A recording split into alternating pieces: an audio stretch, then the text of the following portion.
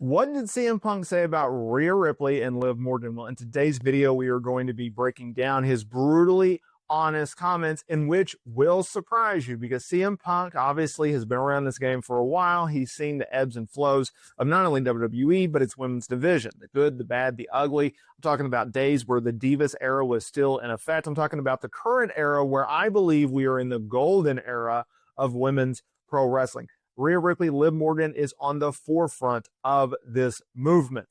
Now, he recently analyzed where things stand with the division, with WWE and these two stars, because I think it's very important to note that, look, CM Punk is a top star and he recognizes star power. He does have that old school mentality that it is a business. The wrestling business is a business, not necessarily this entertainment company, in which I think a lot of people have that mindset with.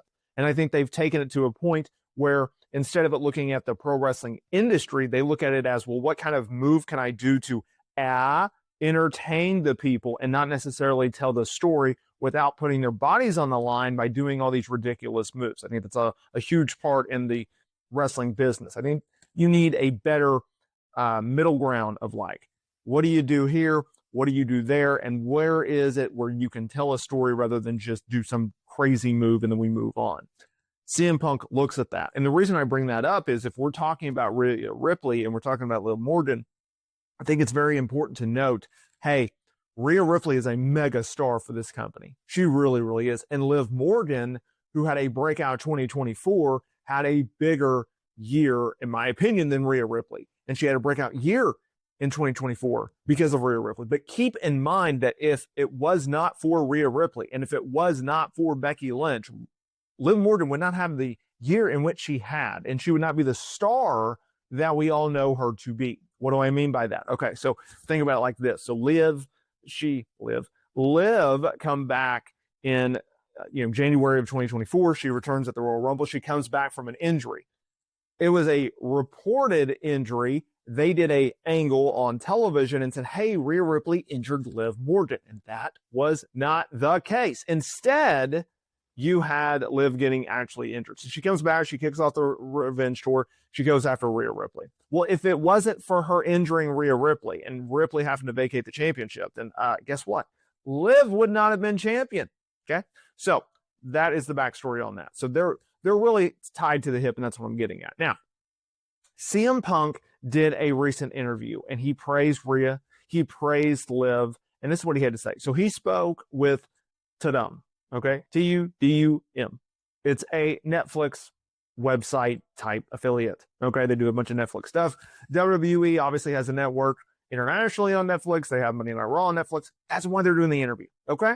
Now, he spoke about, okay, what do you think of people you want to work with? Who are people that you keep your eye on? These are usually just pretty bland. Who would you like to work with? And it's like, no. Who do you see you can draw money with is actually a better question than who would you like to work with? Who do you see as a dream opponent? No one cares. No one cares. But who can you draw money with? Oh, well, that's a different hook. So keep that in mind. He said this: the women are carrying the show a lot of times. I think Rhea is a superstar. Liv had an MVP year in 2024. I like watching Gunther compete. Who doesn't? I hate Dominic Mysterio. Who doesn't? That's neither here or there. Guys I want to work with, Jacob Fatu. Oh, that's interesting. Get a little taste of War Games? Yep, I like that one too. But one of the stuff is my bread and butter. There's more pressure that way. Finn Balor is fantastic. I selfishly want to lock back up with Rey Mysterio, teach him a lesson for having such a brat kid. Okay, so a little bit to break down here. Let's obviously start with the topic of this video. Rhea Ripley, Liv Morgan. They're tied at the hip, right? We just went through that? Yeah. Okay, so is Rhea Ripley a superstar? Yeah. Huge superstar. Liv Morgan, was she the MVP of 2024? I've heard CM Punk say this before. I would 100% agree that Liv Morgan was the MVP of 2024. I would. I think you look at the body of work that she did, obviously the program with Rhea Ripley throughout the year. We're not talking about a month or two, y'all. We're talking about a full, okay, not a full, let's calm down there for a second. 9 months, okay? April through January, basically. And keep in mind that when Rhea was injured and when Liv was working with, who's that star again? Becky Lynch. Beat Becky Lynch, not once, twice. Women's world champion, okay? That's who she beat to become women's world champion. You talk about a resume, y'all. That's what I'm talking about. You look at her body of work. Even when Rhea was on the sidelines, guess what? Liv Morgan was still talking about Rhea Ripley. She was still building towards that match. So what happened? Okay, so coming out of Mania, let me take a step back. So Liv returns to the Royal Rumble. Rhea's on fire as the women's world champion. We know we're getting Becky versus Rhea at WrestleMania 40. But you need to set up Becky as a worthy contender. So they put her in a feud with Liv Morgan. Then they have Becky go out there and win Elimination Chamber. That sets up Becky versus Rhea at WrestleMania. That has Becky go over Liv to set up even more momentum with Becky and Rhea. Coming out of Mania, we have Rhea feuding with Liv. It was supposed to be a one-off program. Nothing special. And then we have Rhea get injured in a backstage segment. Liv Morgan goes down. Or does she? See, that's the thing, right? Like, Liv is supposed to go down to put over Rhea, but Rhea gets injured. And it's like, oh, what are we going to do? And so they're like, all right, cool. We are going to put Liv Morgan over Becky Lynch because two reasons. Number one, we just lost Rhea Ripley. Uh-oh. Number two, we're losing Becky Lynch. We offered her big money, contracts, titles, etc., right? Probably threw her in a bus. And she said no. Yep, go and take her ball and go home. Well, all right. So they have to create a new star. Well, what happens when you have to create a new star?